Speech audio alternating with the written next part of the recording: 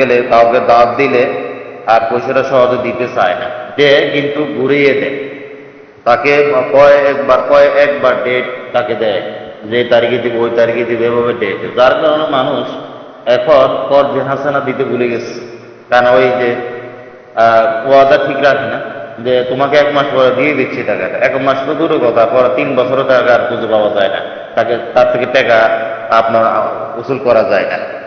বলছে 2 মাসের কথা, কিন্তু 6 মাস পরে দিচ্ছে। বলছে 3 মাসের কথা, দিছে 3 বছর পরে।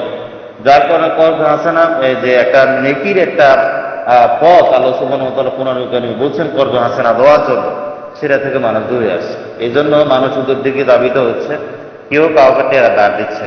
টাকা ধার দিলে এই ওয়াদার ভঙ্গ করে, দিবার কথা 3 মাস পরে দিচ্ছে 3 বছর পরে। এরপরে তার বাড়িতে যাওয়া লাগে, তার মার্কেটে যাওয়া লাগে, তাকে তো বাজারে খোঁজা লাগে, ফোন করা লাগে, কত কিছু করা লাগে। যার কারণে পয়সা আসলে কর্জ হাসানা জিনিসটা উঠে যাচ্ছে। কোরবানির যার কাছে যে ঋণগ্রস্ত যে ব্যক্তি আর যারা তার কাছে টাকা পাবে, তারা যদি পয়সার জন্য তলব করে বারবার, তাহলে ওই ব্যক্তির জন্য কোরবানি দেওয়া ঠিক হবে না। তার কোরবানি সুন্নতে মুআক্কাদা অনেকে বলছে, আবার অনেকে বলছে ওয়াজিব, কিন্তু ঋণ পরিশোধ করা ফরজ। এটা এমন একটা বিষয়, এমন একটা বিষয় যে আল্লাহর রাস্তা যদি শহীদ হয়ে কেউ মারা যায়, এই ঋণ জান্নাতে যেতে বাধা দেবে। এই জন্য আল্লাহ কোরআনুল কারীমে মৃত ব্যক্তির সম্পত্তি বন্টন করার আগে 2টা জিনিস আপনার বলছে। মাইয়েতের ঋণ আছে কিনা দেখবে, মানে ওই মৃত ব্যক্তির ঋণ আগে পরিশোধ করবে, এরপর তার কোনো ওসিয়ত যদি থাকে তাহলে সেটা পূর্ণ করার পর তার সম্পত্তি বাকবন্টন করবে। এবং নবী করিম সাল্লাল্লাহু আলাইহি সাল্লাম যে ব্যক্তি ঋণ বা অবস্থা মারা গেছে, তার জানাজা তিনি পড়তেন না।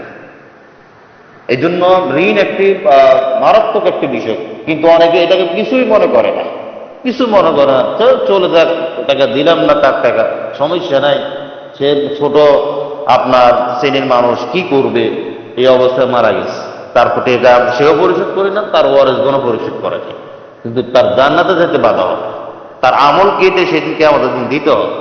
এই জন্য ঋণ একটি গুরুত্বপূর্ণ বিষয়, সেটা হলো ঋণ পরিশোধ করার খরচ। যদি ঋণ যারা পয়সা পাবে, তারা যদি বারবার তলব করে তাদের পয়সার জন্য, তাহলে আগে ঋণ পরিশোধ করতে হবে কোরবানি না দিয়ে। কোরবানি দেওয়া ওয়াজিব অথবা সুন্নতে মুআক্কাদা, কিন্তু এর থেকেও অনেক গুরুত্বপূর্ণ বিষয় হলো ঋণ পরিশোধ করা।